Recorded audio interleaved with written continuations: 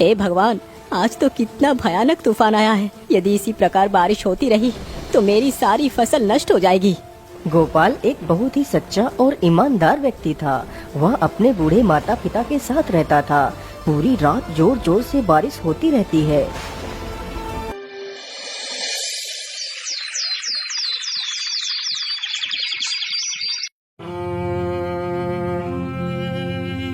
पिताजी, मैं जरा खेतों की तरफ जा रहा हूँ। मैं अभी जल्द ही वापस आ जाऊंगा। इतना कहकर गोपाल वहाँ से निकल पड़ता है।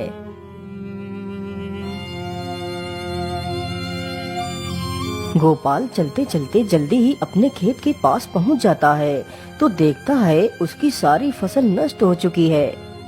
हे भगवान, ये क्या हो गया? मेरी सारी फसल नष्ट हो गई। अब मैं क्या करूँगा? अनाज कहाँ से लाऊंगा और अपने बूढ़े माता पिता को क्या खिलाऊंगा? बेचारा गोपाल वहीं पेड़ के नीचे बैठकर काफी देर तक रोता रहता है। हे भगवान, मेरे परिवार का सहारा ये खेत ही था, आज वो भी नष्ट हो गया। अब मैं क्या करूँगा? अब तो यहाँ रहकर मैं अपने माता पिता का पेट नहीं भर पाऊंगा। मैं ऐसा करता हूँ, अपने बूढ़े माता पिता को लेकर कहीं शहर को चला जाता हूँ। इतना सोचकर गोपाल वापस अपने घर की तरफ लौट पड़ता है।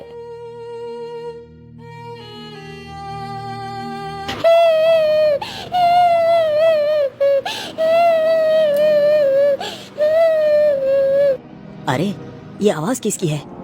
मुझे तो लगता है कोई मुसीबत में है और ये आवाज तो इसी तरफ से आ रही है।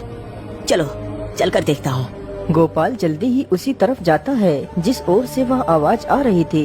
गोपाल जैसे ही उधर को जाता है तो देखता है एक चिड़िया अपने घायल बच्चों को देख देख कर रो रही है, जो बच्चे कुछ दिन पहले ही अंडों से निकले थे। अरे चिड़िया, तुम क्यों रो रही हो और तुम्हारे इन बच्चों को क्या हो गया है? अरे भैया, मैं तुम्हें क्या बताऊं, इस तूफान ने मेरा सारा घर उजाड़ दिया।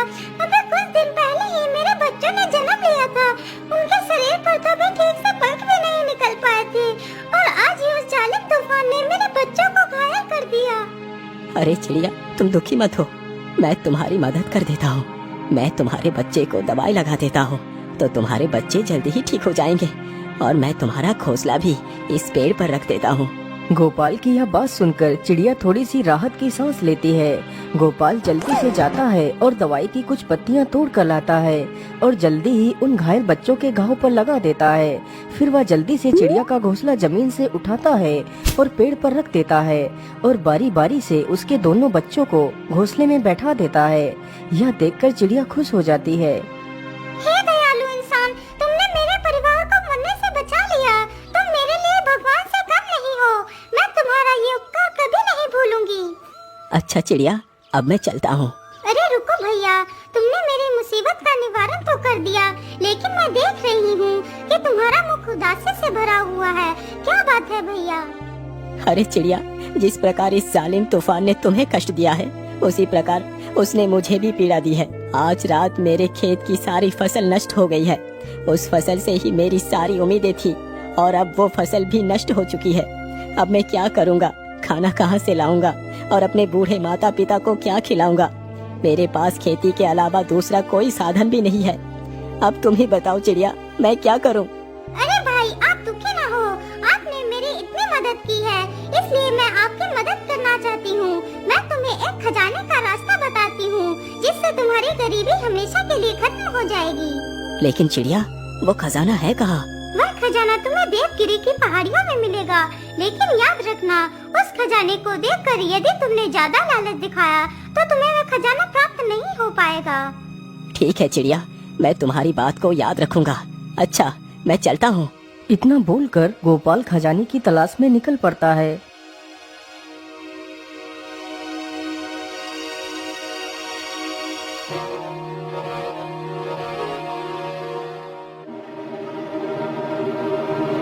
गोपाल चलते चलते काफी ज्यादा थक गया था और उसे बहुत जोर की भूख भी लगी थी। अरे राम राम राम, मैं तो चलते चलते कितना ज्यादा थक गया हूँ। मुझे तो बहुत जोर की भूख भी लगी है, लेकिन आसपास तो कुछ खाने के लिए है ही नहीं। मैं ऐसा करता हूँ, यही आसपास ही कुछ खाने को ढूंढता हूँ। हो सकता है कि कुछ खाने को मिल जाए। इतना सोचकर गोपाल खाना ढूंढने लगता है। काफी देर तक इधर उधर भटकने के बाद उसे एक बड़ा सा पेड़ दिखाई देता है जिसमें ढेर सारे आम लगे हुए थे। अरे इस पेड़ में तो कितने सारे आम लगे हुए हैं, मैं जल्दी से कुछ आम तोड़ लेता हूँ। गोपाल तुरंत ही जमीन पर पड़े एक पत्थर को उठाता है और जैसे ही पत्थर को फेंकने चलता है तभी सारे आम गायब हो जाते हैं। यह देखकर गोपाल आश्चर्य में पड़ जाता है। अरे ये क्या हुआ, अचानक से वो सारे आम कहाँ गायब हो गए। पुत्र, तुम इस पेड़ के आम ऐसे नहीं खा पाओगे।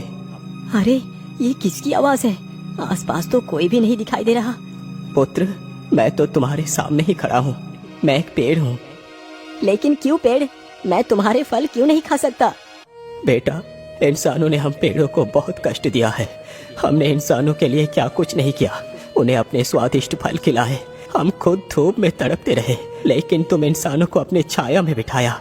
लेकिन बदले में तुम इंसानों ने मेरे लिए क्या किया, तुमने सारे पेड़ काट दिए, जिसकी वजह से आज इतनी कड़कती धूप पड़ रही है और जल का स्तर भी निरंतर घटता जा रहा है, जिसकी वजह से अब हम पेड़ों को भी पर्याप्त जल नहीं मिल पा रहा। यदि ऐसे ही चलता रहा तो जल्द ही पृथ्वी का विनाश हो जाएगा। यदि इस विनाश को रोकना है तो कोई भी व्यक्ति यदि मजबूरन एक पेड़ काटता है तो उसे उसके बदले में कम से कम 2 पेड़ लगाना है, तभी हम इस पृथ्वी को सुरक्षित रख सकते हैं।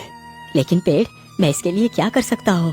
पुत्र, मैं तो किसी के पास जाकर ये बात नहीं बता सकता, लेकिन ईश्वर ने तो तुम्हें पैर दिए हैं, तुम प्रत्येक व्यक्ति तक इस संदेश को पहुंचा ही सकते हो। यदि तुम ऐसा करने के लिए तैयार हो तभी मैं तुम्हें फल खिला सकता हूँ। हाँ हाँ ठीक है पेड़, मैं आपके इस संदेश को जरूर सबके पास पहुँचाऊंगा। गोपाल की यह बात सुनकर पेड़ प्रसन्न हो जाता है और जल्दी से अपने कुछ फल नीचे गिरा देता है। गोपाल तुरंत ही उन फलों को उठाता है और खाने लगता है। फलों को खाकर गोपाल आगे बढ़ता है।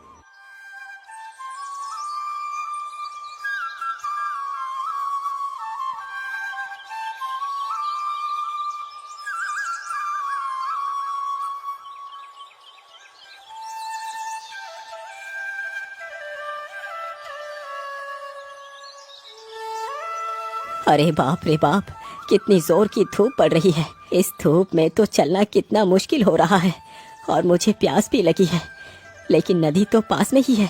चलो थोड़ा सा पानी ही पी लेता हूँ। फिर गोपाल नदी में पानी पीता है। आहा, पानी पीकर तो सारी थकान जैसे दूर हो जाती है। अरे ये क्या, पानी के भीतर ये क्या है जो इतना चमक रहा है। गोपाल तुरंत ही पानी के भीतर अपना हाथ डालता है और उस चमकती हुई वस्तु को बाहर निकालता है। अरे ये तो सोना है, लेकिन इस नदी के भीतर ये सोना आया कहाँ से। वह नदी उन्हीं देवगिरी पहाड़ियों से होकर गुजरती थी, जिसकी वजह से कभी कभी उस नदी में सोना बहकर आ जाता था। तो इसका मतलब ये नदी देवगिरी पहाड़ियों से होकर आती है। चलो मैं जल्दी से गुफा के पास चलता हूँ।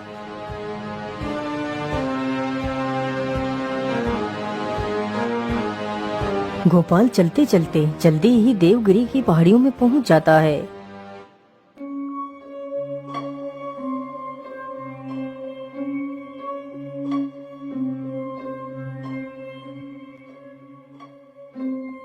मैं इस गुफा के भीतर तो आ गया, लेकिन खजाने का तो कोई पता ही नहीं है कि वो कहाँ पर है।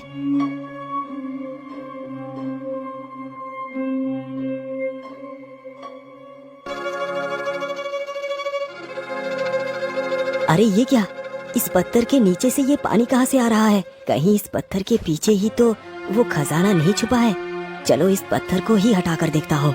गोपाल जैसे ही उस पत्थर को छूता है तभी वह पत्थर अपने आप ही दूर खिसक जाता है।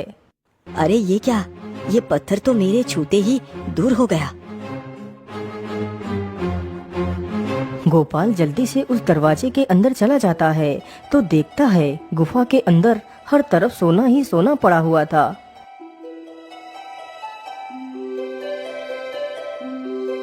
अरे बाप रे बाप, यहाँ पर तो कितना सारा खजाना है। कहीं मैं कोई सपना तो नहीं देख रहा। अरे नहीं नहीं, ये कोई सपना नहीं है। चलो मैं जल्दी से अपनी जरूरत के हिसाब से ही सोना ले लेता हूँ।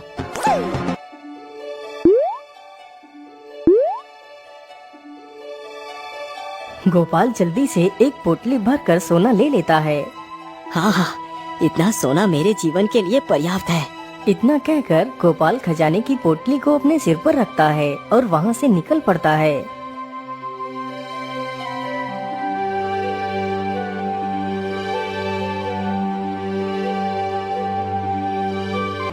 रुक जाओ, कौन हो तुम? और तुम इस पोटली में क्या लेकर जा रहे हो? क्या हुआ? तू कुछ बोल क्यों नहीं रहा? इस पोटली के भीतर क्या है? अरे सरदार, मुझे लगता है यह आदमी ऐसे नहीं बताएगा।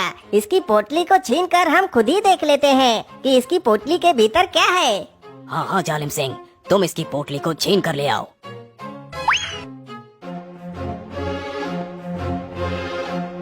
अरे लाला, जल्दी से मुझे यह पोटली दे दे।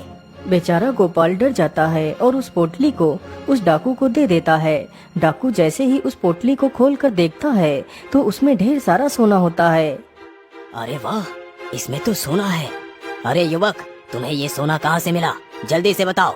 भाई, ये सोना तो मुझे इसी गुफा से ही मिली है।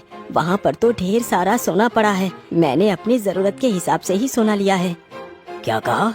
तूने अपनी जरूरत के हिसाब से सोना लिया है?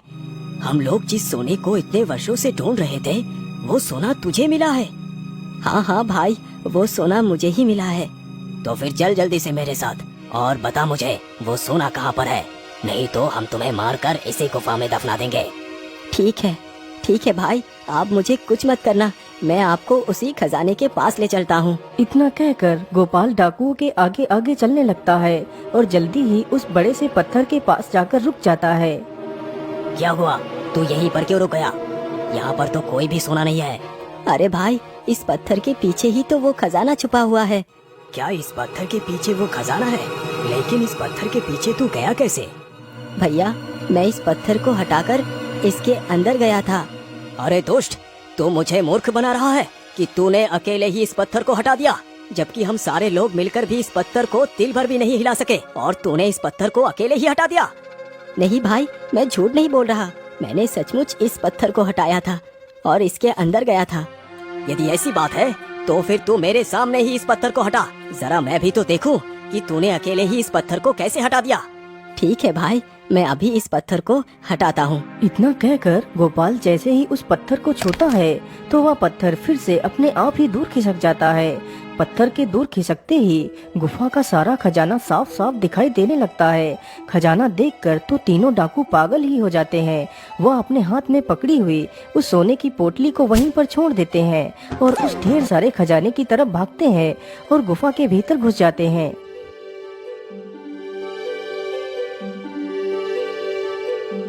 अरे वाह वाह वाह, इतना सारा खजाना है। आखिरकार ये सोना हमारे हाथ लग ही गया। अब हम इस सारे खजाने को यहाँ से उठाकर ले जाएंगे। डाकू के इतना बोलते ही गुफा का दरवाजा अपने आप ही बंद हो जाता है। तीनों दुष्ट डाकू उसी गुफा में फंस जाते हैं। गोपाल जल्दी से उस खजाने की पोटली को उठाता है और वहाँ से भाग जाता है।